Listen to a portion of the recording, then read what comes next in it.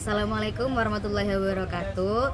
Perkenalkan, nama saya Nadia Agustina Pujiati dengan NIM 251104040011. Di sini saya akan menjelaskan dengan singkat perkembangan ilmu politik. Pertama yaitu ilmu politik berasal dari kata Yunani polis yang berarti kota atau negara. Tokoh-tokoh seperti Aristoteles dan Plato menganggap politik sebagai usaha manusia untuk mencapai masyarakat yang terbaik. Menurut Meriam Budiarjo, politik merupakan berbagai kegiatan dalam suatu sistem politik yang berkaitan dengan penentuan serta pelaksanaan tujuan negara. Jadi, secara sederhana, politik dapat diartikan sebagai segala hal yang berhubungan dengan proses pemerintahan dan cara mencapai tujuan bersama suatu negara. Sebagai ilmu pengetahuan, ilmu politik termasuk ilmu sosial yang masih muda karena baru berkembang pesat pada akhir abad ke-19. Bersamaan dengan berkembangnya ilmu sosiologi, antropologi, ekonomi, dan psikologi. Namun jika dilihat dari pemikiran, ilmu politik sebenarnya sudah sangat tua. Di Yunani kuno sudah muncul gagasan politik dari tokoh-tokoh seperti Herodotus, Plato, dan Aristoteles.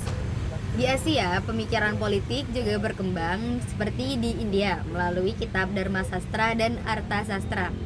Di Indonesia sendiri, pemikiran politik dapat ditemukan dalam karya-karyanya seperti Negara Kertagama dan Babat Tanah Jawi. Ilmu modern mulai berkembang di Eropa pada abad ke-18 dan ke-19, dipengaruhi oleh ilmu hukum dan filsafat. Lembaga pendidikan di Inggris menandai pengakuan ilmu politik sebagai disiplin tersendiri. Di Amerika Serikat, ilmu politik berkembang dengan pendekatan yang lebih empiris setelah Perang Dunia Kedua. Perkembangan ilmu politik semakin pesat dan meluas ke berbagai negara, termasuk di Indonesia, dengan berdirinya Fakultas Ilmu Sosial dan Ilmu Politik di beberapa universitas.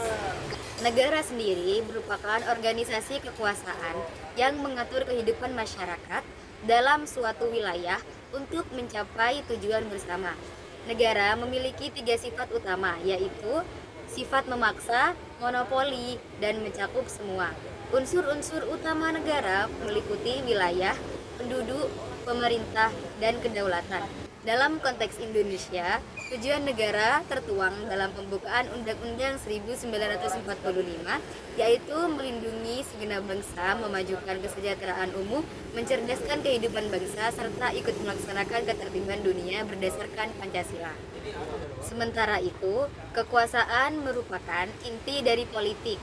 Kekuasaan berarti kemampuan untuk memengaruhi atau mengendalikan orang lain. Secara keseluruhan, ilmu politik, negara, dan kekuasaan memiliki hubungan yang sangat erat.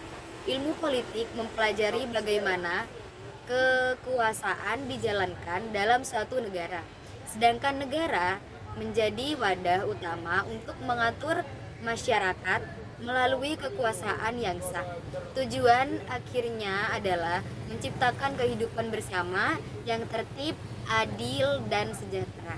Itu tadi sedikit penjelasan tentang perkembangan ilmu politik dari buku yang sudah diberikan oleh Pak Purbo untuk menuntaskan nilai UTS. Sekian dari saya, jika ada salah kata mohon maaf. Wassalamualaikum warahmatullahi wabarakatuh.